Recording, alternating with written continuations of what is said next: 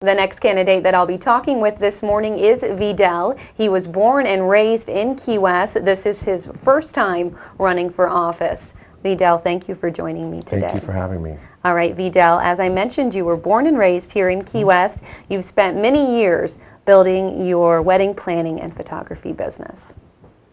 Yeah, actually, before I got into the wedding and event planning business, I used to work in a shoe store on Duval Street where I got a lot of my experience with politics.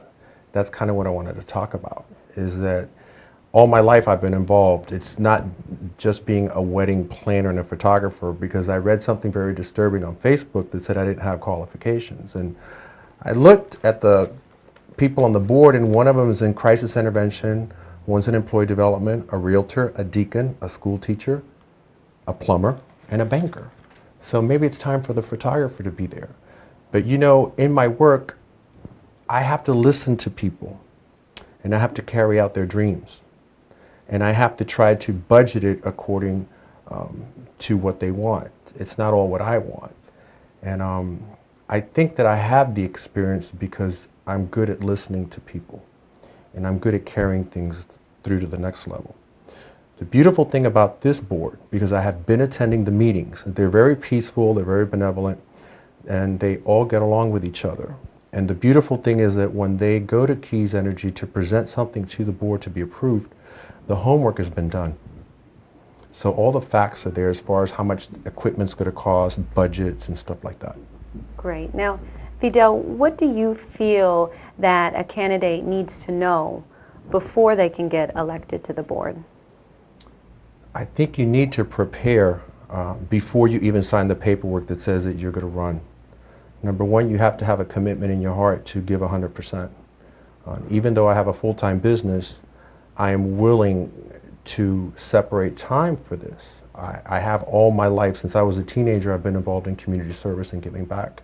It's part of my bloodline. Now, I'm the first person in my family to ever run for anything political where people vote for you, but my family has a long history of firefighters and community service. So, number one, you have to make sure that you're going to run this thing with your heart. And this is not an ego trip. This is something where you have to collaborate with your community and listen to when people stop you in the grocery stores and CVS or the dry cleaners. You have to listen because they're going to stop you. And you got to make sure that you're ready for that commitment. It's not just the board meeting, it's 24/7. Great. Now, what do you think are some of the major issues that are facing Keys Energy to this day? I'm glad you asked that, because at the last meeting, I jotted down a few notes I'm going to share with you. Increase in the fuel cost. We must continue to partner with other small utilities like the FMPA, which is the Florida Municipal Power Association. These relationships will help us in futures by in full to hedge with the inflation of cost, as well as having a front row seat on advancements in technology such as the smart grid, which is a system that helps the companies run more efficient. And also Keys Energy right now, at the last meeting, they're in the process of hardening its whole system in phases, and such as new poles, feeders, lines to be stronger for the storms. Vidal, I want to talk with you about the surcharge. What is your opinion on charging a surcharge for using one's credit card when they're paying a Keys Energy bill? I had actually jotted that down because it's things that people have been really Facebooking me about and asking me and emailing me.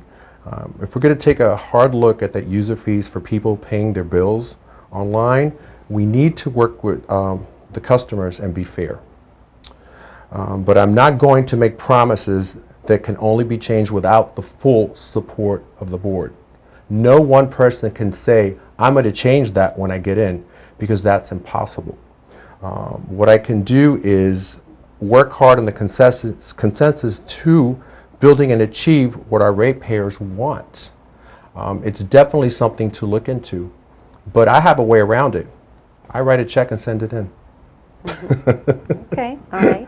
Now, Vidal, obviously cost is one of the top priorities. That's definitely an issue for people. So what would you say would be your plan to help reduce cost of the operation? If you attend the meetings, which anybody can attend the meetings because they're not televised, you will see that the board always tries to cut rates.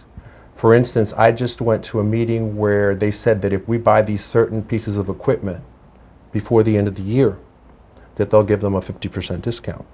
So they're always looking at ways to save money, you know, for the consumer. And I want people to know that they're doing a great, great job. It's not that I want to go in there and micromanage everything. I'm not an engineer. I'm not an expert. What I am is somebody who's going to roll their sleeves up and learn as I go. And the way I plan to do that is to invest my time to go to all the seminars and the conventions and the workshops. Is there anything else you want our viewers to know this morning, Vidal?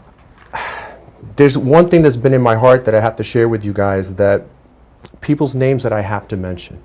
You know, besides thanking the Firefighters Local 1424 for supporting me and picking me as their candidate, a lot of my role models were Billy Apparuth, which I used to work for at the shoe store, which they named Apparuth Lane after.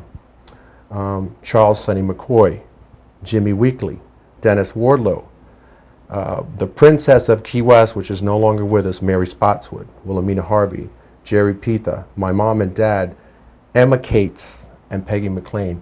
These are all people that were involved in politics and that I helped, whether doing their photographs or holding banners or doing whatever, but I've always been involved with having an opinion for the best of my community. If you want any more information on Vidal, you can check out his Facebook page. You can also ask him any questions by just contacting the info that you see at the bottom of the screen. I'm going to take a quick break right now. I'll be back after these messages. Stay with me.